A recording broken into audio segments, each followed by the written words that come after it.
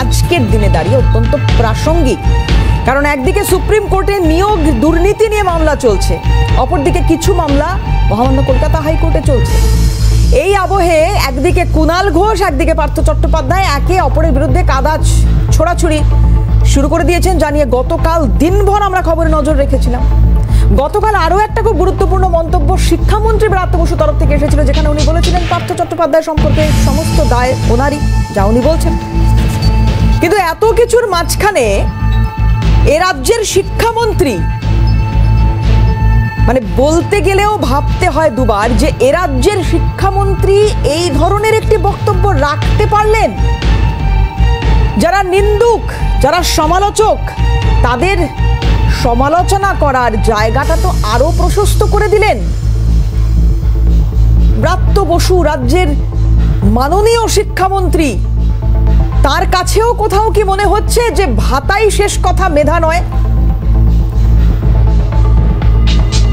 ব্রাত্য বসুর যে বক্তব্য এসছে সামনে আমি অবশ্যই শোনাবো, কিন্তু তার আগে আমাদের কিছু বক্তব্য যেটা একটু আপনাদের সঙ্গে শেয়ার করতে চাই।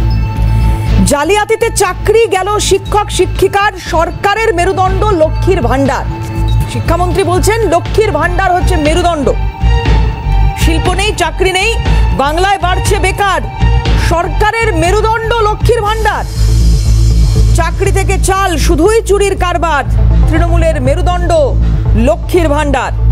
সন্দেশখালীতে ইজ্জত লুট, গণতন্ত্র ছাড়খাড়, তৃণমূলের মেরুদণ্ড লক্ষ্মীর ভান্ডার। লক্ষ্মীর ভান্ডার নাকি রাজ্যের মেরুদণ্ড, আর বাকি যে প্রকল্পগুলো চলছে মানে ভাতা যেগুলো চলছে সেগুলো নাকি কোনোটা নাক, কোনোটা কান, কোনোটা গলা, কোনোটা হাত, কোনোটা পা। মেরুদণ্ড যদি জাতির লক্ষ্মীর ভান্ডার হয় তবে খুব স্বাভাবিক এই রাজ্যে যারা রয়েছেন, যারা ভাতার লাইনে দাঁড়ান, তারা শিক্ষার মূল্য বুঝবে কি, মেধার মূল্য বুঝবে কি? শিক্ষামন্ত্রীর বক্তব্য আজকে শোনাবো আপনাদের। দ্য ডিবেট শুরু করব, প্যানেলিস্টদের সঙ্গে আলাপ করাবো, কিন্তু তার আগে মাননীয় শিক্ষামন্ত্রী, আমি এর আগেও বলেছি হীরক রাজার দেশের কিছু ছবির সঙ্গে বড্ড মিল রয়েছে আজকের আমাদের সমাজটার, আজকের আমাদের শাসন ক্ষমতা যাদের হাতে, তাদের কি বলেছেন শিক্ষামন্ত্রী, শুনুন। হচ্ছে মারিত ভান্ডার, লুটিত লক্ষ্মীর ভান্ডার। মারিত ভান্ডার, লুটিত লক্ষ্মীর ভান্ডার। আমরা এই মায়েরা বোনেরা, আপনাদের বাড়ি বাড়ি আমাদের কার্টিলেজ, আমাদের সরকারের মূল মেরুদণ্ড, এইটা হচ্ছে লক্ষ্মীর ভান্ডার। কন্যাশ্রী আমাদের হয়তো চোখ, স্বাস্থ্যসাথী হয়তো আমাদের হাত,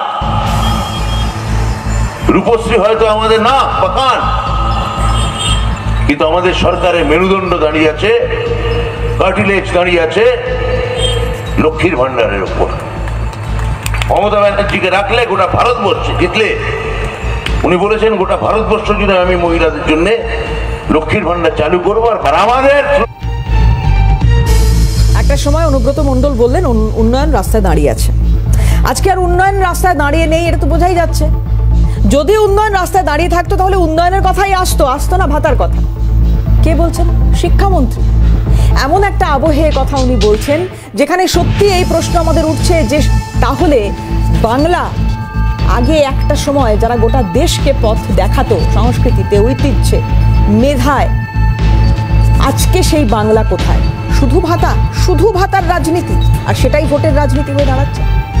আমরা কথা বলেছিলাম বিশিষ্ট শিক্ষাবিদ পবিত্র সরকারের সঙ্গে, এই প্রশ্নই আমাদের ছিল তার কাছে যে তাহলে বাংলায় কি আর মেধার চাষ হবে না? এবার থেকে কি শুধুই ভাতাতেই নির্ভর করতে হবে আমাদের?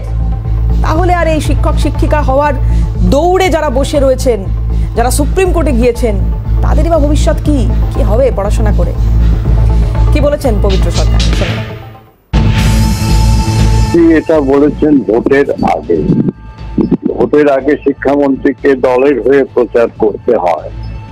তিনি শিক্ষার কথা নাও বলতে পারেন, শিক্ষার অবস্থাটা তো ভালো নয়।